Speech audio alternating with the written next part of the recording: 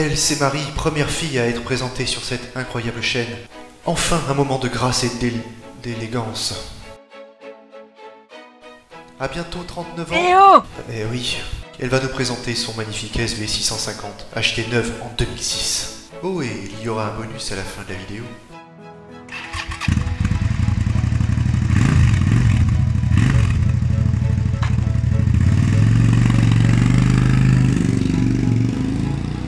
Tu l'as acheté quand? Alors, pour la petite histoire, en fait j'ai trouvé la moto avant de passer mon permis.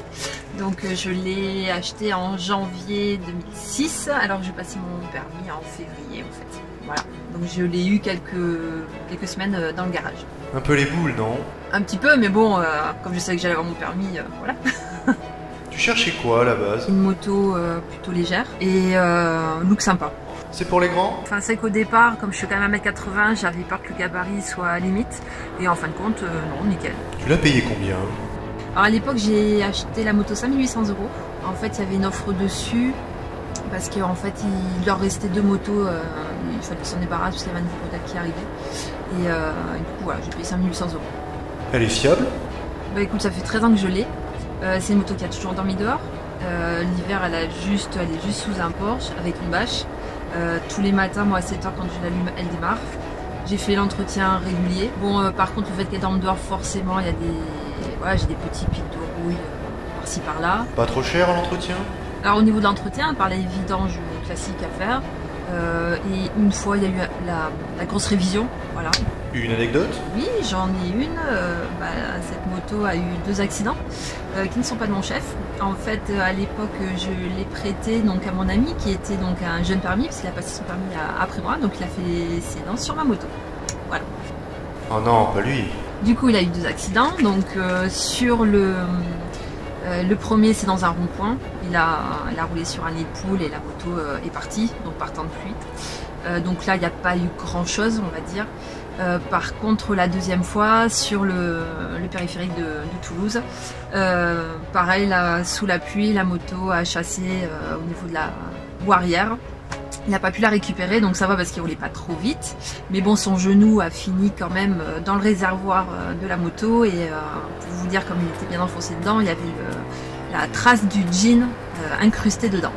Elle a bien changé. On a fait pas mal de modifications dessus du coup, parce qu'il faut dire que quand elle est arrivée à la maison, elle était dans un état pitoyable. Par contre, elle démarrait nickel, comme toujours quoi, super moto.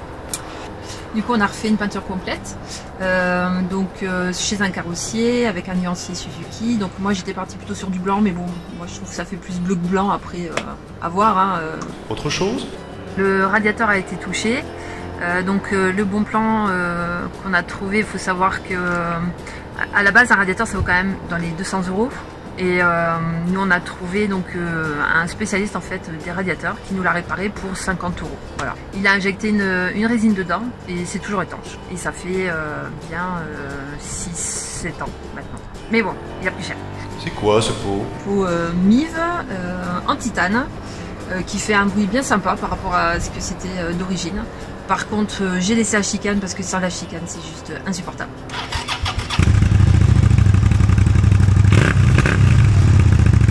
Du coup, j'ai été obligée aussi de changer donc les rétros. J'ai acheté les rétros donc sur Amazon. Le seul petit défaut, c'est qu'au niveau dès qu'il y a des vibrations, on voit plus très bien dedans. Par contre, au niveau du look, ils sont plutôt sympas par rapport à ceux d'origine. Ce que j'ai changé aussi, c'est donc le guidon, que j'ai trouvé à la casse en alu, donc un peu plus léger.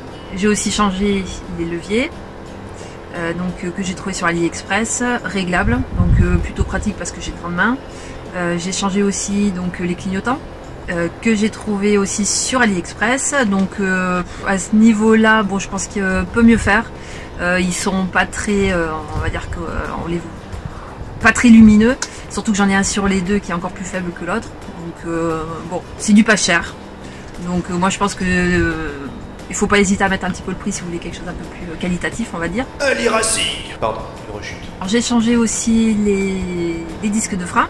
Parce qu'à savoir que c'est une moto avec laquelle en fait on freine pas vraiment, étant donné qu'il y a un frein moteur de ouf. Donc à part le frein avant, le reste on s'en sert pas.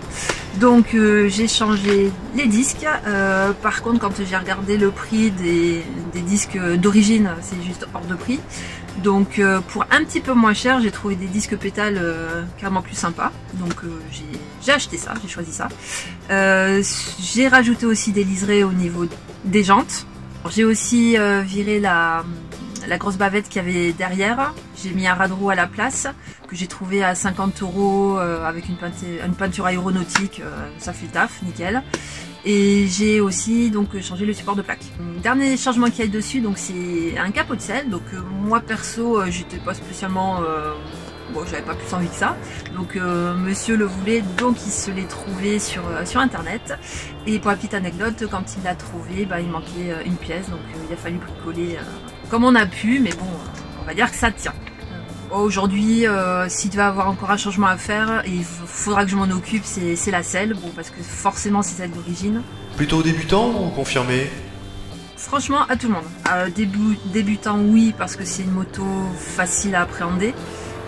Ça se conduit comme un vélo. Et je pense que même en tant que confirmé, il y a toujours moyen de s'amuser avec. Tu roules beaucoup? Oui, j'utilise tous les jours. Oui, je l'utilise tous les jours pour aller travailler. Pour moi, c'est en plus, je prends du plaisir tous les matins à la prendre. C'est une moto joueuse qui a du couple, pas besoin d'aller dans les tours pour qu'elle roule, quoi. C'est vraiment un petit vélo, donc je prends du plaisir à prendre ma moto tous les matins. Un petit conseil? Alors oui, premier conseil, vous amusez pas à faire des wheelings avec parce qu'elle est vraiment pas faite pour ça. Elle déjauge et là c'est terminé. Et après, faire attention au choix des pneus dessus. J'en ai essayé plein et moi je vous conseille de rester sur du Michelin. Ça vaut combien d'occasion?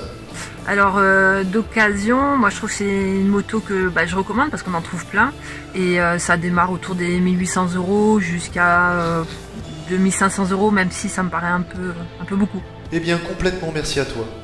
Ben, merci à toi, cordialement bisous. Vas en paix, mon enfant. Alors, si vous aussi vous voulez présenter votre moto, envoyez-nous un petit mail à l'adresse motorzenco31@gmail.com. D'ici là, pensez à laisser un petit pouce bleu si ça vous a plu. Pensez évidemment à vous abonner et à partager. C'est important le partage. A bientôt sur Motorzenco. Bon, repose-moi la question.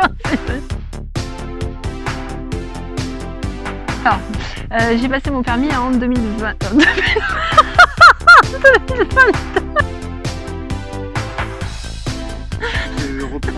Oui, bah tu pourras le mettre dans les dans les festos. Ah, mais je pleure vraiment en fait. Bon, ça va être...